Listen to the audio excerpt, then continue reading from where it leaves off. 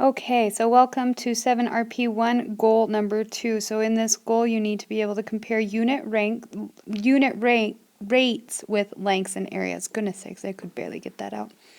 And this is mainly found in section 6.6 with scale drawings and models. So here we go. Let's start out with our first little bit. Couple definitions for you.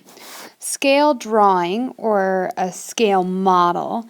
These are used to represent an object that is too large or too small to fit on something. So they're used to represent something very large or very small.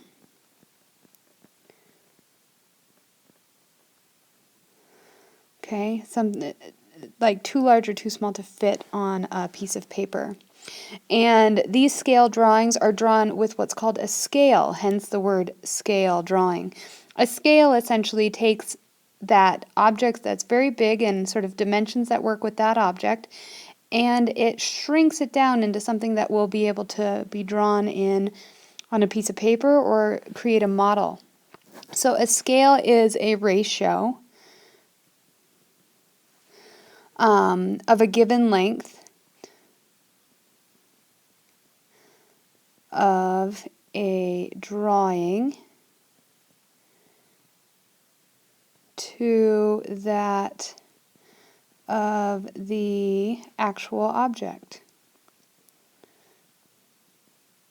So if you have something that it has a scale of 1 inch equals 3 feet, what we can say is for every inch that you see in the drawing, it actually represents 3 feet in all reality. Okay, in the actual world, that 1 inch, if it were actually in the real world, would be 3 feet, which is really hard to put on a piece of paper. We don't need to have something that big. So taking this concept into actual real life and a little bit of math, let's look at this problem. Suppose a model of a dragonfly has a wing length of 4 centimeters. If the length of the insect's actual wing is 6 centimeters, what is the scale of the model? So what we can do with this is we can actually compare the model to actual real life. So that model is the model of the dragonfly is 4 centimeters, but the actual dragonfly's wingspan is 6 centimeters. So looking at this, we can actually figure out the scale by actually saying, all right, well, 1 centimeter in this scale of the dragonfly, we need to figure out what it would be in real life. So 1 centimeter with the model, let's figure out what 1 centimeter is in real life.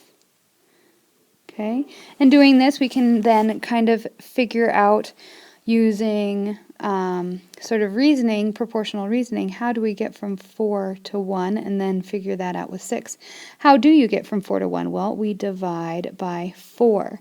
So to figure out what real life is, we need to take that 6 centimeters and divide by 4, and what we get, 6 divided by 4 equals 1.5. So 1 centimeter in the model is equal to 1.5 centimeters model. It's equal to 1.5 centimeters in real life. And I actually shouldn't put an equal sign here. I need to change this. I'm going to change it to what's called a colon, because that shows the ratios. That is the proper way to show that ratio. So 1 centimeter in the model is actually equal to 1.5 centimeters of that dragonfly's wingspan in real life. So now let's try another problem. We have an issue of a skate park here. So here is a skateboard ramp. This is sort of a blueprint of it. I'm sorry, my drawing is a little funky. And its length is 11.4 inches. if the scale on the blueprint is 1 inch is equal to 6 feet, what is the actual length of the skateboard ramp? So just like before, what we're going to do is we're going to set up a ratio that compares the model or the drawing to that of real life. And we know the scale is 1 inch is equal to 6 feet. So if we have 1 inch is equal to 6 feet, what we can then say is in the blueprint of the drawing we have 11.4 inches is equal to an amount we don't know, x, perhaps.